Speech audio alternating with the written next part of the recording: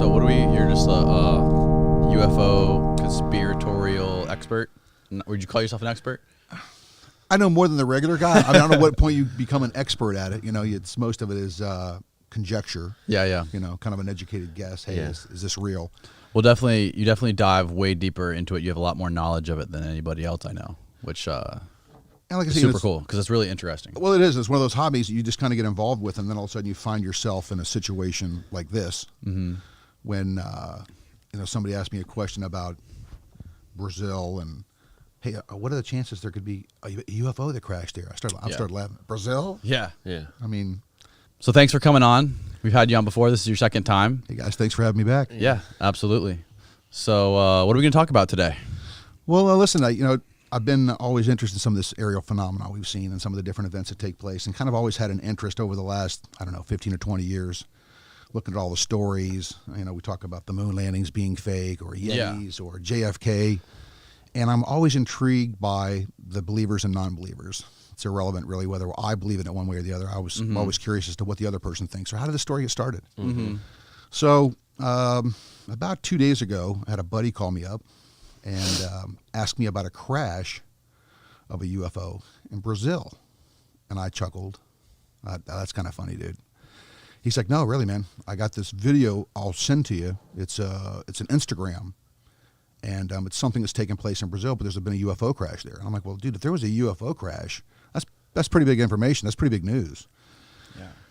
I haven't heard a word about it. I mean, nothing online. So in the meantime, he sends me the information. I view it on my phone, and I look at it. I'm like, well, I mean, it looks like a good movie. Yeah. Like, it really looks like a good movie. Dude, someone's done some great work here. And in the meantime, while I have this conversation with a good buddy of mine, I have another friend of mine that calls me out of the State Department asking me the same thing. And he's a nobody within the State Department. He's kind of a secretary. But again, we share the same common interest in this aerial phenomena that we see. And so he asked me the same question about a crash in Brazil 2 days ago.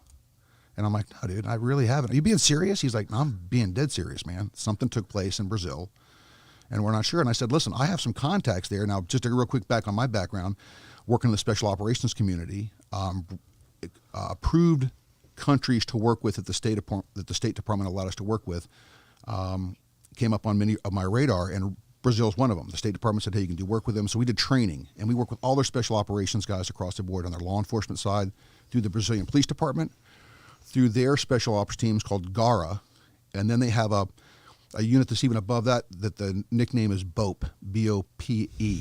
And you can look them up online, and if you put Brazilian Police BOPE, it'll pull them up and give you a Wikipedia background on them. But these are strong groups. These are guys that are they're fighters. They are looking at narco-terrorism across the board. A good group of guys, highly trained, highly specialized.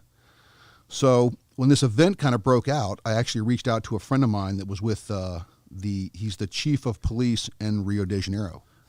Okay, so BOPE stands for, I can't pronounce that, Batalhão de Operações Policiais Especiales. So it's military police of Rio de Janeiro. Yeah, correct. With all have special talents, and again, all So counterterrorism. the state of Rio has its own military force. It's actually Brazil, and what they do is they break it off. And these guys are all in the states here we have civil rights. There they have no civil rights. They can, you're better off not to give these guys a hard time. Is to give an example, the guys that moved here from Rio, and they live here now in the States, had to retire here because they weren't safe any longer in Brazil. One of the guys there, his last year killed 11 people in his neighborhood. So his wife used to vacuum the house with a gun on her hip. Jesus. So these guys were serious. I mean, they really were the tip of the spear. When they retired, they had to get permission to come here. Now they work for a group here that is kind of spook oriented. They're working with the Saudis right now on several different programs. And I've known these guys for a long time. So when this question got asked about this crash, I said, well, listen, I can get an answer to this right now. I sent a text message to the chief in Rio, but I never got a reply back. So I went to a buddy of mine who runs this group, and I said, hey, you guys hear anything about a UFO crash? And he had me on speaker, and he goes, well, I don't know, but I got news for you. I'm not going to tell you the guy's name, but the other guy was sitting in his office. He goes, he's sitting in my office now and just heard you say that. And I said, so I said, listen, I know it sounds funny, but have you guys heard of this? And he goes, no, we haven't heard of it at all. And I said, can you do me a favor? Can you just check it? Just ask a question. That's all I'm asking. These guys are in Brazil that you're talking to? These guys are actually now located here in the States. They work here now, stateside. They retired from Brazil to the U.S. And do you know, can you say what department they were from? I'll just say they were with GARA. They were with GARA. They're GARA, which is a special ops group out of Brazil. Okay. And again, law enforcement guys. Okay. Really heavily trained. So when I started asking the question about this crashed UFO, I could hear them in the background kind of laughing and snickling. Everybody thought it was a big joke. And yeah. I said, listen, just do me a favor. Just ask the question. Quit watching the History Channel. Exactly. So sure enough, about 45 minutes later, I get a text message from him and goes, dude, you're not going to believe this. It is real. No and BOPE has the place locked down. And I said, where at? And he goes, just outside of Rio.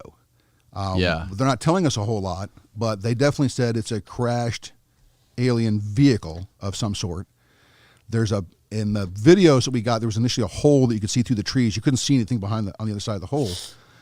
But he said, you're not going to believe the story that's going to come out of this. And I'm like, I can't believe what I'm hearing now with regards to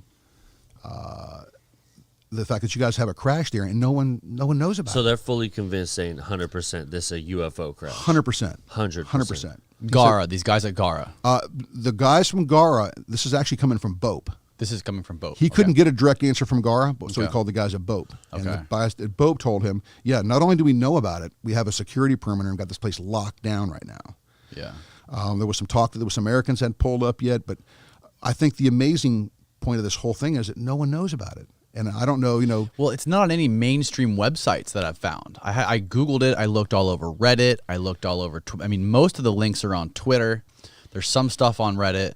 But I dug through it for the most part, it's really hard to find legitimate media sources talking about it. There's one Vice article. I found. This one right here.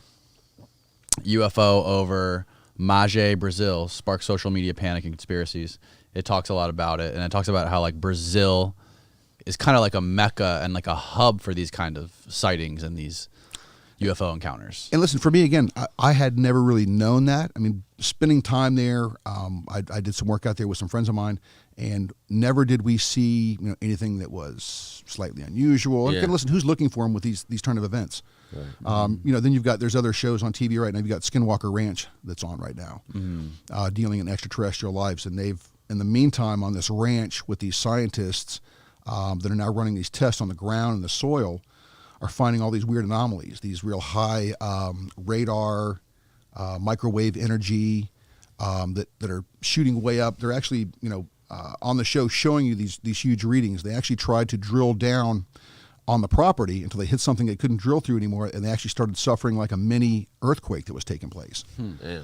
So, again, around the world, these colossal events seem to be taking place. We had some more places here in Florida last week that said over by NASA, where they do all the space launches by Kennedy Space Center, that they saw almost 100 different vehicles up. They were really, really high up into the atmosphere. They couldn't tell how far up, but they were all lights and moving all different directions. And everybody's scratching their head trying to figure out, now, what is that? And I said, listen, maybe, the new satellites they have now that the U.S. is using, and they put up, I believe, a rocket just a couple of weeks ago that we're going to let these small cube-like 4x4 satellites up. And I said, hey, listen, maybe it's them. And he's like, well, why would you let them go in such a low orbit? I said, listen, again, not knowing anything on the aerospace side of it, kind of, again, looking at the anomalies side of it. And I said, I'm not sure, but there's got to be an answer to it somewhere. Right, that could be a possibility. So we look at again, the Navy releasing 2 different video clips of 2 different Navy officers who picked up something on their gun sights on their new F-18 Hornets. And what odd thing is the Navy let them just come out and post the story and talk about it. This is the stuff that the Pentagon just declassified, right? The 3 videos. That's exactly what it is. Yeah. And it's it happened back in 2014. And again, listening to the pilots talk about this, And because the first questions that came out of the guy that was actually talking to one of the pilots was, well, isn't this classified information? He's like, listen, nobody's debriefed me on anything and told me I couldn't talk about this. And it's not so much about the UFOs I want to talk about, it's about the safety that really concerns me more so than anything, because he said that the day that we had noticed these and the day that I picked this one up on my gun sight, he goes, it looks like a saucer. It's not moving. He goes, the odd thing about it was we're using a thermal imager on our F-18 Hornets that sees heat. So we're looking for a jet engine, a hot spot. He goes, nowhere in this video on this vehicle can we find a hot spot. Actually, what we do see is around the vehicle, just around the perimeter of it, a real light area, which indicates it's very cold there. So again, trying They to can reverse that, right? The imaging systems they have on those jets, they can reverse it to where hot is white or hot is black. Right. Correct. And Okay. the F-18 Hornets right now are the ones they're using right now where hot is black. Okay. So it shows up better, especially in the evening hours, twilight zone, Right. when they're out running operations. Okay.